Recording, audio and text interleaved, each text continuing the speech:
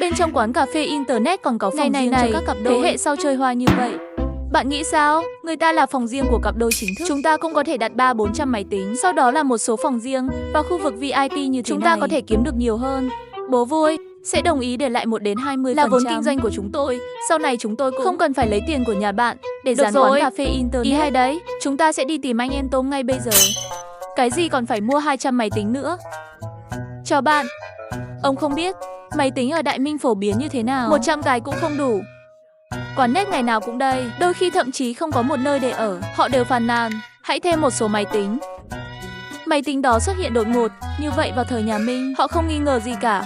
Chú Chu cũng không nói gì. Bố tôi đánh chúng tôi. Đối với máy tính xuất hiện ở Đại Minh, họ không nghi ngờ gì, chỉ là cảm thán thứ này thật kỳ diệu không? Họ cảm thấy không có vấn đề gì. Dù sao, mỗi lần họ lấy về vàng dự kiến sẽ sau khi mua đồ đều có dư thừa. Chỉ mấy lần này thôi. Từ phía anh em họ 3 triệu. Còn hào phóng hơn lợn già nhiều. Vậy các bạn định mua máy tính cấu hình gì? Anh ơi, anh sẽ mua cho chúng tôi chiếc máy tính đắt nhất. Chúng tôi muốn lấy lại để làm khu vực sử dụng nhiều hơn cho những đứa trẻ giàu có đó. Tôm cũng không còn tiết kiệm tiền cho họ nữa. Trực tiếp kéo máy tính đến 50.000 tệ một cái. 200 cái tổng cộng là 10 triệu. Đồ đã đặt hàng rồi. Đến lúc đó các bạn nhớ đến lấy là được rồi. Được rồi, anh Tôm. Nếu không để các bạn thêm một chút máy chơi game cầm tay đến Đại Minh bán. Khi tôi còn nhỏ, ước mơ đều muốn một chiếc máy chơi game cầm tay Lethal Overload. Mặc dù bây giờ máy chơi game cổ xưa này đã bị loại bỏ bởi điện thoại di động và máy tính bảng, nhưng lấy được Đại Minh đi, đó cũng là vương nổ. Cùng một sự tồn tại, hơn nữa còn rẻ. Được rồi, vậy anh Tôm, trước tiên anh làm cho chúng tôi một cái lấy được Đại Minh từ từ bán. Tiểu bá vương này không cần sạc nhưng cần lắp pin mới có thể chơi được. Tôi sẽ mua cho bạn thêm 500 hộp pin số 7. Mấy đứa mày sao lại ở đây? Chào bố, chúng tôi chỉ đến tìm anh Tôm nhập hàng thôi. Chú Chu, sao chú lại ở đây? Ha ha, trong thời gian này chúng tôi nhận được rất nhiều vì vậy và tôi đã chọn một tặng cho cậu nhóc. Chú lợn, lời này quá đắt.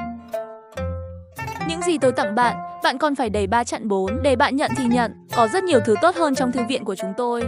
Điều này chắc chắn sẽ có giá trị trong một thời gian. Chỉ cần tìm một cái gì đó, đưa nó lên đồng hồ, đừng làm hòa nữa. Chú Chu, vậy thì tôi không thể làm theo.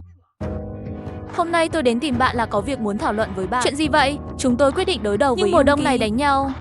Nhưng công việc khó khăn, vì vậy, quần áo ấm. Bạn xem có thể cố gắng cung cấp càng nhiều càng tốt không? Và cái bánh quy nén. Một miếng nhỏ cho nước ăn thật sự rất đói. Bạn xem có thể cung cấp cho chúng tôi 1 triệu không? 200 màn mang. Đây lại là một công trình lớn. Mua tại cửa hàng, nhiều vật tư như vậy có chút không hợp lý. Xem ra vẫn phải trực tiếp tìm nhà sản xuất hợp tác mới được. Cuộc hành quân mùa đông này cũng là một rắc rối. Con trai, ta xem phương tiện giao thông rất của đời sau con. Nếu không bạn cũng lấy cho tôi một có thể đảm bảo 100.000 binh mã đều có thể nhanh chóng an toàn vận chuyển đến miền Bắc. Cậu bé mù, cậu giúp tôi một cái có thể đảm bảo 100.000 phương tiện giao thông nhanh chóng và an toàn đến miền Bắc. À, đây là lời người ta nói sao? Cô muốn tôi kiếm cho cô vài chuyến tàu. Ngay cả khi tôi có một chuyến tàu bị hỏng, làm thế nào tôi có thể đưa nó cho bạn? Đến tôi tháo dỡ đoàn tàu thành các bộ phận đưa cho bạn. Bạn đang ở đây lắp ráp xong cũng vô dụng. Bạn còn muốn đường dây xe lửa đi.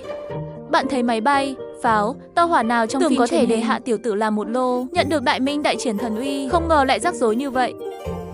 Thay vì lo lắng về vấn đề hành quân, tốt hơn là xem xét người dân của Đại Minh làm thế nào để vượt qua mùa đông lạnh giá này. Đại Minh đang trải qua thời kỳ băng hà nhỏ. Mùa đông lạnh hơn nhiều so với mùa đông của các triều đại khác.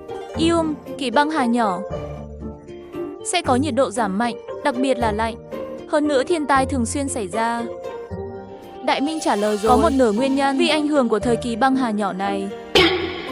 Sông băng nhỏ này có thể dùng cách nào để tránh được không? Đó là sức mạnh của tự nhiên. Số lượng chỉ dựa vào nhân lực là không thể tránh được sự ngăn chặn. Nhưng chú Chu cũng không cần lo lắng. Mặc dù không thể thay đổi sức mạnh thiên nhiên, nhưng chúng ta cũng có thể cố gắng giảm thiểu thảm họa. Hãy để Đại Minh có thể thuận lợi vượt qua thời kỳ lạnh giá này. Thằng mù nói hay đấy.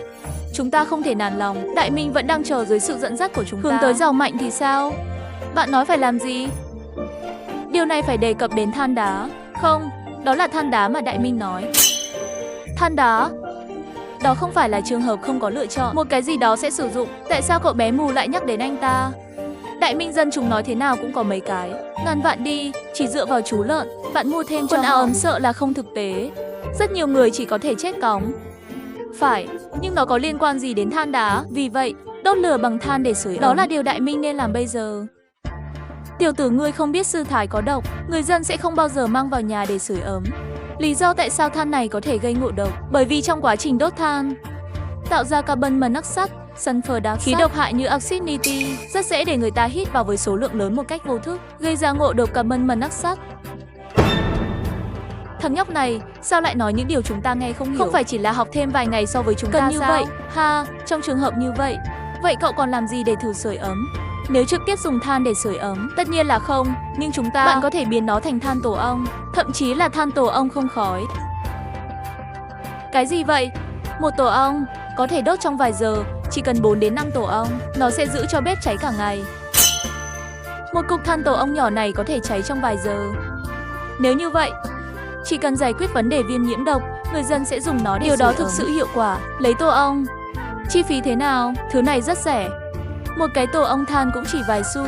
Hơn nữa, sản xuất than tổ ong này cũng không lớn, rất thích hợp cho các tên tuổi lớn sử dụng. Trong mắt lão Chu, vội vàng để Tôn đặt tổ ong, viết ra phương pháp làm than và bếp. Sau đó liền không thể chờ được trở về cung đi tìm người làm. Con trai, con để người ta gọi người phụ trách. Chúng ta có chìa khóa.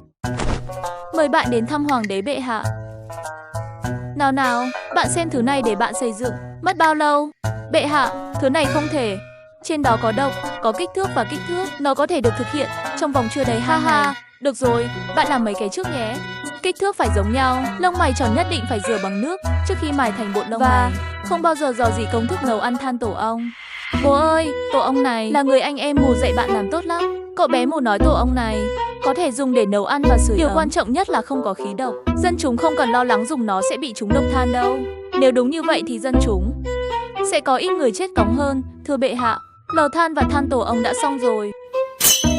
Đi nhanh thế này, chúng ta đi xem nhé.